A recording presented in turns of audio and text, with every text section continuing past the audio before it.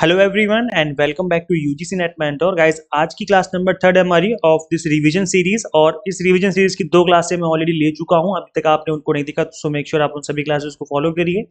यहाँ पर जो हम रिवीजन कर रहे हैं वो कम्प्लीटली एग्जाम टारगेटेड रहने वाली है और मिनिमम टाइम में आपके कंप्लीट 10 यूनिट्स रिवाइज हो जाएंगे। गाइस देखो, आज की जो क्लास हमारी रहने वाली है ये है रीडिंग कॉम्प्रिहेंशन। अब ये एक ऐसा टॉपिक है जो कि या तो आपको 10 नंबर दिला के जाएगा या फिर आपके मार्क्स यहाँ से बहुत ज़्यादा कटने वाले हैं। मतलब अगर एक क्वेश्चन भी गलत हुआ, क्योंकि आरसी का एक ही क्वेश्चन होता है जिसमें 5 क्वेश्चन बनते हैं, अगर वो क्वेश्चन आपको समझ में नहीं आया, आपने सही से अटेम्प्ट नहीं किया, तो ये मान के चलो कि आपने अपने 5 क्वेश्चंस का नुकसान कर लिया। तो ये टॉपिक बहुत इंपॉर्टेंट है। मेक श्योर आप इस वीडियो को एंड तक देखें, विदाउट स्किप करते हुए देखें, ताकि आपको हर चीज अच्छे से समझ में आ जाए। मैं एक कंप्लीट क्वेश्चन को आपको सॉल्व करके समझाऊंगा, उससे पहले मैं कुछ टिप्स एंड ट्रिक्स समझाऊंगा ताकि आपको चीजें समझ में आ जाए। देखो, टीचिंग का एक मेन पर्पज होता है कि आपको सोचना सिखाना। जब हमारा स्टूडेंट सोचना सीख जाता है ना, तो वो टीचर से भी अच्छा करना स्टार्ट कर देता है। तो मैं हमेशा से, जब से मैं टीचिंग कर रहा हूँ, 2018 से मैं टीचिंग कर रहा हूँ, मतलब कॉलेज लेवल पे, जब से मैंने बीबीए एमबीए को पढ़ाना चालू किया, तब से स्टार्टिंग से मेरा गोल यही था कि मैं अपने टीचिंग में इस चीज़ को लेके आऊँ किसी भी तरीके से, कि मैं अपने स्टूडेंट्स को सोचना सिखाऊं कि किस तरीके से इन टॉपिक्स को हैंडल करना है, किसी भी सिचुएशन को कैसे हैंडल करना है, बाकी वो खुद संभाल लेंगे। तो क्वेश्चन जो मैं करवाऊंगा वो सिर्फ आपके समझने के पर्पज से होगा, कि आपको समझ में आ जाए कि इस क्वेश्चन की सिचुएशन को कैसे हैंडल करना है। बाकी आप सभी को पता है कि एग्जाम में जो क्वेश्चन आएगा वो तो अलग ही होगा। तो इसलिए मैं ये बोल रहा हूँ आपको कि क्लास को देखिए आराम से, तसल्ली से, और क्लास को स्किप नहीं करना है, क्योंकि बच्चे, मैंने देखा है कि काफ़ी बच्चे जो हैं क्लास को बीच बीच में स्किप करते रहते हैं, छोड़ते रहते हैं, फिर दिक्कत होती है। तो ये है। और मैं कंप्लीट रिवीजन सीरीज का एक प्लेलिस्ट क्रिएट कर रहा हूँ, तो उस प्लेलिस्ट में जाकर के आपको कंप्लीट क्लासें मिल जाएंगी, क्लास 1 2 3, इस तरीके से आपको सीक्वेंस वाइज सभी क्लासेस देखने को मिल जाएंगी।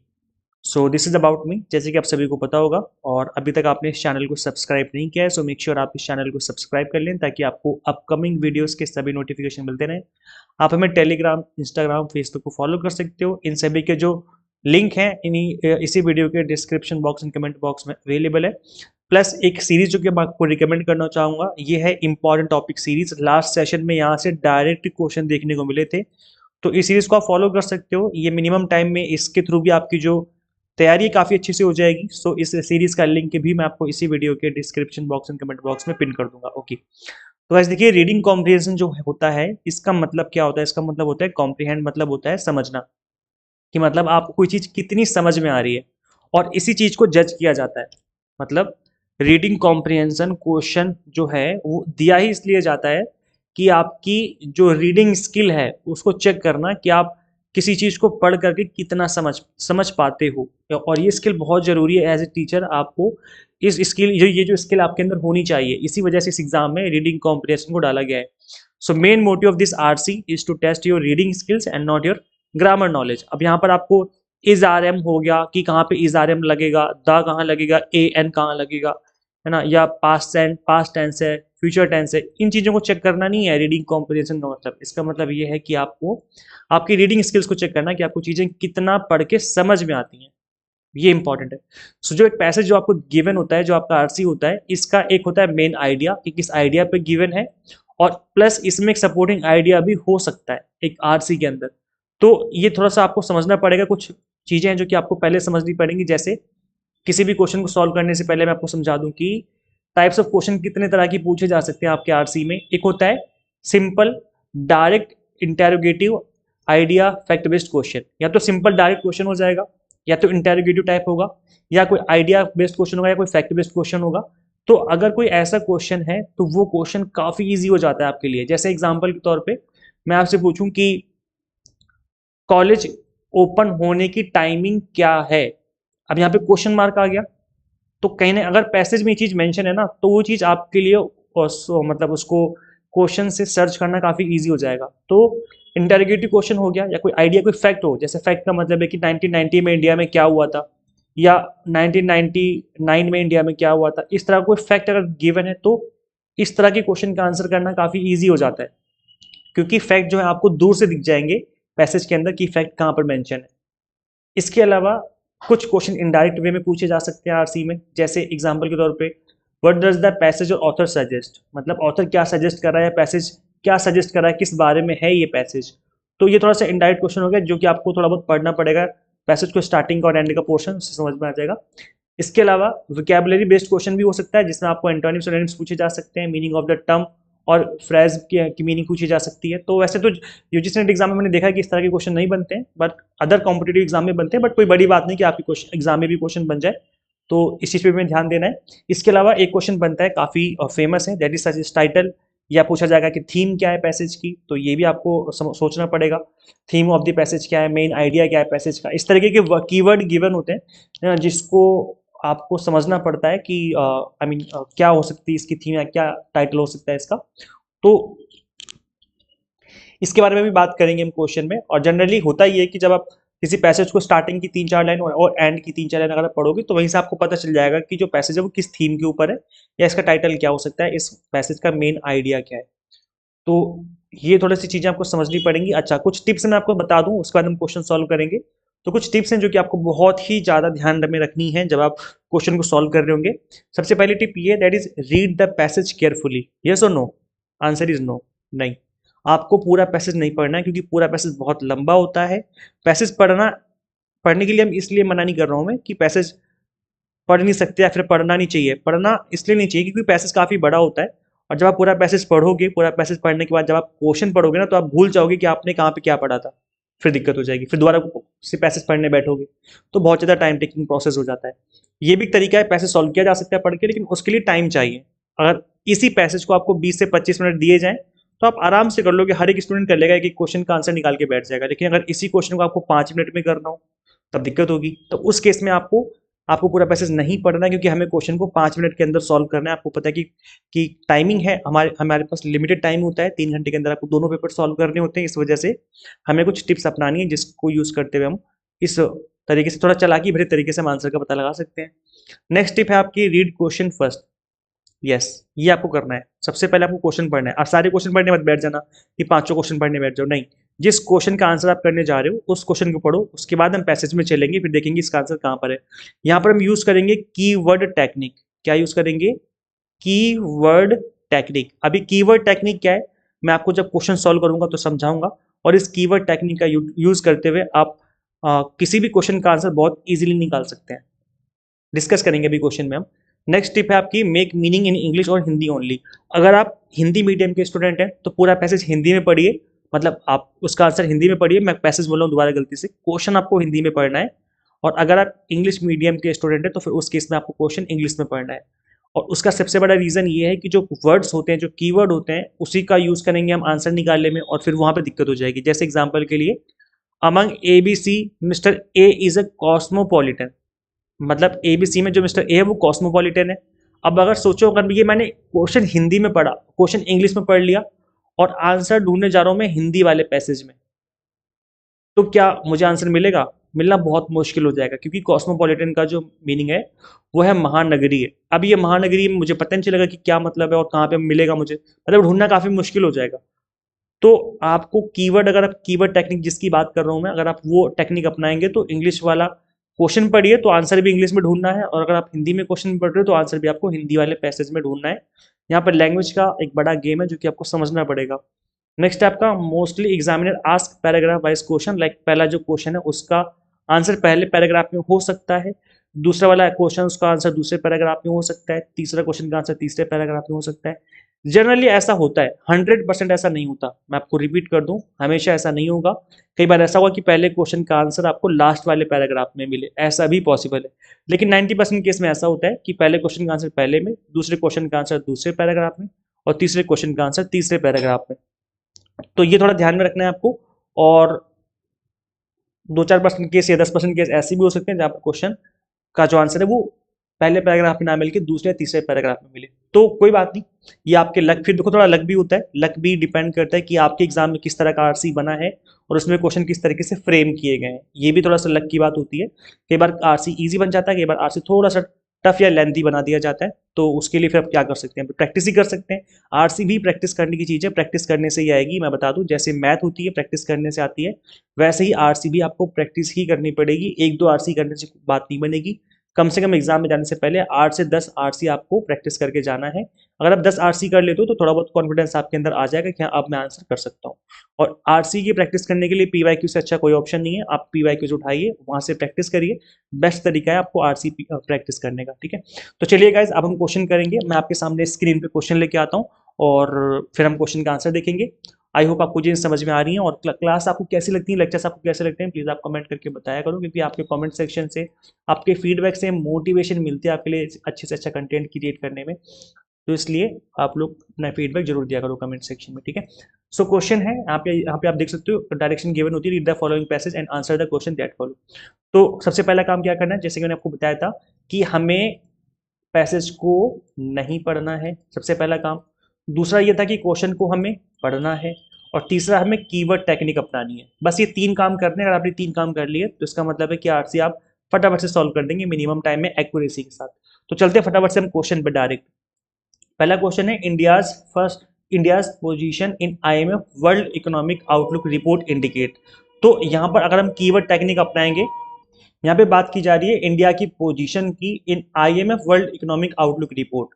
तो ये 2 कीवर्ड मिल गए हमें, एक मिल गया कि इंडिया की पोजीशन, दूसरा है IMF world economic outlook report. तो ये 2 कीवर्ड हैं जो कि हमें सर्च करने हैं। जैसे कि मैंने बताया कि पहले क्वेश्चन का आंसर आपको पहले पैराग्राफ में मिलने के ज्यादा चांसेस रहते हैं। तो चलो हम बात करते हैं पहले ग्राफ में जाकर के इंडियाज वर्ल्ड इकोनॉमिक आउटलुक। चलो देखो पहला पैराग्राफ यहाँ पर है, तो यहाँ पर देखेंगे IMF has maintained its position in India's economic outlook. अब यहाँ पे देख सकते हो लिखा हुआ है, साफ साफ क्लियरली मेंशन है इंडियाज इकोनॉमिक आउटलुक, है ना। इंडिया की पोजीशन की बात की जा रही है, इकोनॉमिक आउटलुक की बात की जा रही है, और जो कि पॉजिटिव है, indicating that the country has neither made major progress nor gone off course. तो यहाँ पर पॉजिटिव जो आउटलुक है उसकी बात की जा रही है। तो यहाँ पर पहले क्वेश्चन का आंसर क्या हो जाएगा हमारा, पॉजिटिव इकोनॉमिक आउटलुक। क्लियर है, देखो इतना ईजी है। अगर आप थोड़ा तरीके से काम करेंगे ना, थोड़ा तरीके से सर्च करेंगे, कीवर्ड का यूज करते हुए आराम से क्वेश्चन कर लेंगे। तो इसका आंसर जाएगा positive economic outlook. Next question देखते हैं, question number second, which of the following initiative was taken in 1990s by the Indian government. अब देखो गाइस, अगर इस तरह का क्वेश्चन बना है आपके एग्जाम में, इससे आसान कोई क्वेश्चन हो ही नहीं सकता आरसी में। अगर किसी आरसी में कोई फैक्ट गिवन है, जैसे मैंने बताया था ना कि फैक्ट वाले जो क्वेश्चन होते हैं बहुत ईजी होते हैं। तो यहाँ पे देखिए 1990 है, जो कि एक फैक्ट की बात कर रहा है कि 1990 में क्या हुआ था, इंडियन गवर्नमेंट ने कौन सा इनिशिएटिव लिया था। तो चलो फटाफट चलते हैं 1990 देखते हैं कि 1990 कहाँ पे लिखा हुआ है। पूरे पैसेज में छान मारो, यहाँ कहीं पर नहीं लिखा 1990। आगे चलते हैं, यहाँ देखो कहीं लिखा 1990, बड़ा बड़ा क्लियरली मेंशन है 1990, यहाँ पे लिखा हुआ है। तो आप देखो इस पूरी लाइन को पढ़ेंगे हम। In fact the country had even touch 10.26% gross domestic product growth in 2010, which arguably is one of the best in 1990 when the Indian economy was liberalised. 1990 में क्या हुआ था, इंडियन इकोनॉमी को लिबरलाइज किया गया था। तो क्योंकि हमने यहाँ पर कीवर्ड उठाया था 1990 और उसका यूज करते हुए हम फटाफट से गए, क्वेश्चन में देखा कि 1980 में क्या हुआ था, लिबरलाइज किया गया था, मतलब लिबरलाइजेशन हुआ था। Option number C will be the correct answer. आप खुद सोच के देखो, क्या आप एग्जाम में इतना नहीं कर सकते, क्या एग्जाम में इस तरीके से हम आंसर नहीं कर सकते, बिल्कुल कर सकते हैं। तो अगर कोई फैक्ट बेस्ड क्वेश्चन बनेगा उसका आंसर आप डेफिनेटली विद इन सेकंड निकाल सकते हो। आई होप आपको चीजें समझ में आ रही हैं। नेक्स्ट क्वेश्चन करते हैं, question number third, according to the passage which of the following affect the growth rate of Indian economy. अब यहाँ पर देखो ऑप्शंस गिवन है, political scenario, domestic and global scenario, monsoon and all of the above. यहाँ पे क्या बात की जा रही है, यहाँ पे बात की जा रही है कि growth rate of Indian economy किस चीज से अफेक्ट होती है, ठीक है। अब यहाँ पर क्योंकि हमने ऑप्शन भी इस तरह के क्वेश्चन में आपको ऑप्शन पढ़ लेने, क्योंकि ऑप्शन पे भी एक बार नजर मान लोगे तो अच्छा रहेगा। ये भी हमारे कीवर्ड है, क्योंकि ऑप्शन ही तो आंसर होगा हमारा। और कहीं ना कहीं ये जो आंसर है, जो ऑप्शन है, इसमें से कोई एक ऑप्शन आपके पैसेज में छिपा हुआ है। तो आप कीवर्ड टेक्निक का जब अपनाएंगे तो वहां पे हम पैसेज को भी एज ए कीवर्ड, मतलब ऑप्शंस को भी एज ए कीवर्ड हम ले सकते हैं। तो यहाँ पे देखिए affect the growth rate of Indian economy, ये एक कीवर्ड हो गया। और इसके अलावा political scenario, domestic and global scenario and monsoon condition, इनको भी हमने अपने माइंड में रख लिया है। अब चलो चलते हैं क्वेश्चन पे, सॉरी मतलब पैसेज पे चलते हैं, देखते हैं कि कहाँ पे लिखा हुआ है। अब मैंने बताया था कि जैसे जैसे हम आगे बढ़ते जाएंगे, क्वेश्चन के जो मिलने के आसार हैं वो भी हमारे पैसेज में आगे बढ़ते जाएंगे। जैसे हम क्वेश्चन नंबर थर्ड कर रहे हैं अभी, तो इसका आंसर मिलने के चांसेस फर्स्ट में कम है, सेकंड या थर्ड में ज्यादा चांसेस हैं, मतलब सेकंड या थर्ड पैराग्राफ में। तो पहला पैराग्राफ यहाँ पर है, दूसरा पैराग्राफ ये रहा, और तीसरा पैराग्राफ ये, 3 पैराग्राफ है। तो क्वेश्चन नंबर थर्ड कर रहे हैं, इसका मतलब है कि इसके जो चांसेस हैं सेकंड थर्ड में होने के चांसेस ज्यादा हैं। तो हम देख लेंगे स्टार्टिंग से अपने कीवर्ड का यूज करते हुए कि कौन सी इंडियन इकोनॉमी को अफेक्ट कर रहा है, पॉलिटिकल, मॉनसून या एक और था। तो इस तरीके से हम देखते हुए चलेंगे। देखिए Indian economic growth, Indian economic affect Indian economy करके आ रहा है। देखिए देखिए domestic, global and political and monsoon. Global, domestic and global, political and monsoon. देखो तीनों कीवर्ड मुझे मिल गए एक साथ, और मैं इसी को सर्च कर रहा था। Are the key to achieving top growth rate and they are not exactly the same before. तो यहाँ पर ग्रोथ रेट की बात की जा रही है, जिस जो हमारा कीवर्ड था इंडियन इकोनॉमिक ग्रोथ रेट, और तीनों कीवर्ड हमें मिल गए एक साथ, domestic, global, political and monsoon, और इसी की हमें तलाश थी जो कि हमें मिल चुके हैं। तो यहाँ पर क्वेश्चन नंबर थर्ड देखिए आप, political scenario, domestic and global and monsoon. तो यहाँ पे ऑप्शन क्या हो जाएगा, ऑल ऑफ दी अबव, जो कि हमारी इंडियन इकोनॉमिक ग्रोथ को अफेक्ट करते हैं। अच्छा एक चीज मैं आपको और बता दूं कि ये जो मैं कीवर्ड टेक्निक बता रहा हूँ ये तो आपको यूज करना ही है, साथ में अपना कॉमन सेंस भी लगाना है, अपने दिमाग का भी इस्तेमाल करना है, कि बिल्कुल रट्टू तोता बन के मत बैठ जाना कि सर ने ऐसा कहा था तो ऐसे ही करेंगे हम। थोड़ा तो खुद भी दिमाग लगाओ, सोच के देखो कि अगर आप इंडिया में रह रहे हो, जैसे ये टॉपिक बता रहा हूँ मैं, टॉपिक ऐसा है कि आपको थोड़ी बहुत नॉलेज है इस चीज की, तो आप खुद सोच के देखो कि इसमें से कौन से ऐसे फैक्टर्स हो सकते हैं जो कि अफेक्ट करते हैं growth rate of Indian economy. तो किसी भी देश का जो इकोनॉमिक ग्रोथ रेट है वो इन तीनों चीजों पर डिपेंड करता है कि पॉलिटिकल सिनेरियो कैसा है उस देश का, वहां पर किस तरह की नीतियां बनाई जा रही, किस तरह की पॉलिसी बनाई जा रही है, प्लस वहां पर पॉलिटिकल स्टेबिलिटी कैसी है किसी भी इकोनॉमी के अंदर। इसके अलावा डोमेस्टिक एंड ग्लोबल सिनेरियो कैसा है, इसके अलावा मानसून कैसा है, मानसून कंडीशन कैसी है, ये सभी चीजें डिपेंड करती हैं उसकी इकोनॉमिक ग्रोथ रेट पर। सो यहाँ पर ऑप्शन नंबर डी जो होगा that will be the right answer. तो आप इस तरीके से भी डायरेक्ट आंसर निकाल सकते हो, लेकिन आपको फिर भी एक बार पैसेज में देख लेना कि पैसेज के अंदर चीजें गिवन है या नहीं है ना। तो थोड़ा बहुत कॉमन सेंस भी यूज करना है, साथ में पैसेज में भी देखते जाना है कि क्या चीजें मेंशन है या नहीं है। नेक्स्ट क्वेश्चन आपकी स्क्रीन पे, according to the passage which of the following statement is incorrect. इसमें से कौन सी स्टेटमेंट जो है वो इनकरेक्ट है, गलत है, आपको वो बताना है। तो देखो गाइस यहाँ पर आप देखिए, आप इस तरह के क्वेश्चन थोड़ा सा टाइम लगेगा क्योंकि यहाँ पे हमें इनकरेक्ट वाली बात मतलब है जो है बतानी है, तो इस वजह से इस तरह के क्वेश्चन में टाइम लग सकता है, लेकिन ज्यादा नहीं, थोड़ा बहुत टाइम लगेगा। चलो फटाफट से चेक कर लेते हैं हम लोग। तो पहला इसमें ऑप्शन गिवन है, IMF estimated that India will achieve growth rate at 10% above. तो इस फैक्ट को हमें चेक करना है, जहां पर 8% एंड अबव लिखा हो वहां पर चल के हमें चेक करना है। तो देखो इस पैसेज में 8% कहाँ लिखा है, आप देखेंगे यहाँ पर कहीं भी 8% नहीं लिखा है, यहाँ पे लिखा है 8.4% रिपोर्टेड इन जुलाई, ये चीज लिखी है, 8 एंड अबव नहीं लिखा। यहाँ देखेंगे 8% एंड अबव लिखा हुआ है, क्लियरली मेंशन है ना। तो इसको पढ़ लेंगे, it remains on track to achieve a robust growth rate of 8% and above. तो इसका मतलब है कि स्टेटमेंट सही है और चीज सही लिखी हुई है, इसका मतलब फर्स्ट स्टेटमेंट हमारी करेक्ट है। ठीक है, अब बची तीन स्टेटमेंट, 8% एंड अबव सही है।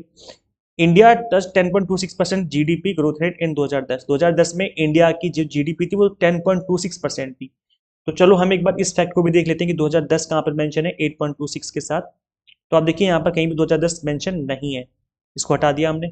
आप यहाँ देखिए 2010 कहाँ पे मेंशन है, 2010 ये रहा, देखो साफ साफ लिखा हुआ है 2010 लिखा हुआ है। तो इसको पढ़ेंगे पूरा पैराग्राफ को, है ना। So it is still far away from 8.2% reported in July, in fact that the country had even touched 10.26% domestic gross domestic product growth in 2010। तो ये चीज भी मेंशन है, इसका मतलब ये चीज भी सही लिखी हुई है कि इंडिया ने 2010 की बात है 10.26% economic growth GDP growth rate achieve करी थी, जब उस टाइम पर डॉक्टर मनमोहन सिंह जी की सरकार थी।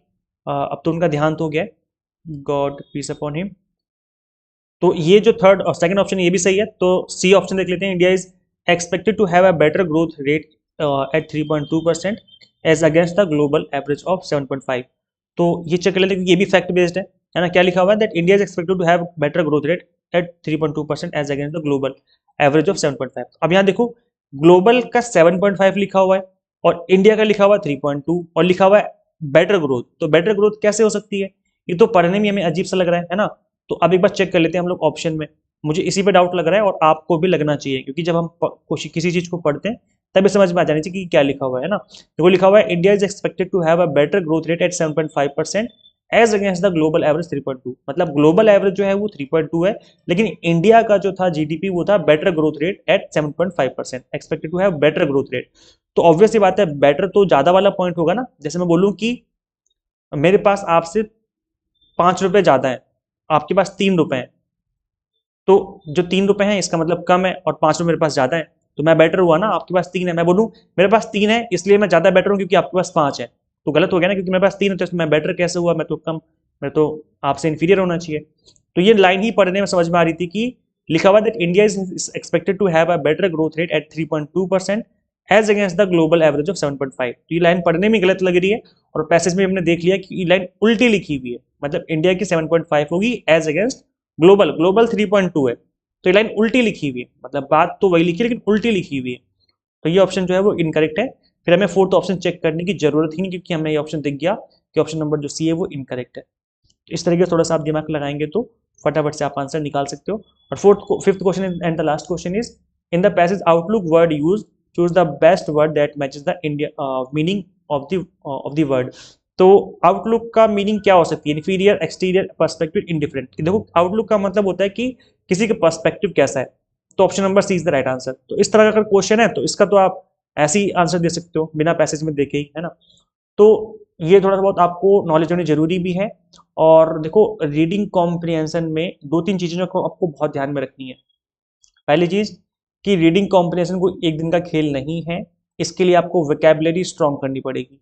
वोकैबुलरी कैसे स्ट्रांग होगी? आप न्यूज़पेपर पढ़ोगे, न्यूज़पेपर पढ़ा करो भाई, नहीं पढ़ते तो आजकल तो मोबाइल फ़ोन में ऐप आती है, आप मोबाइल फ़ोन में इंस्टॉल कर लो।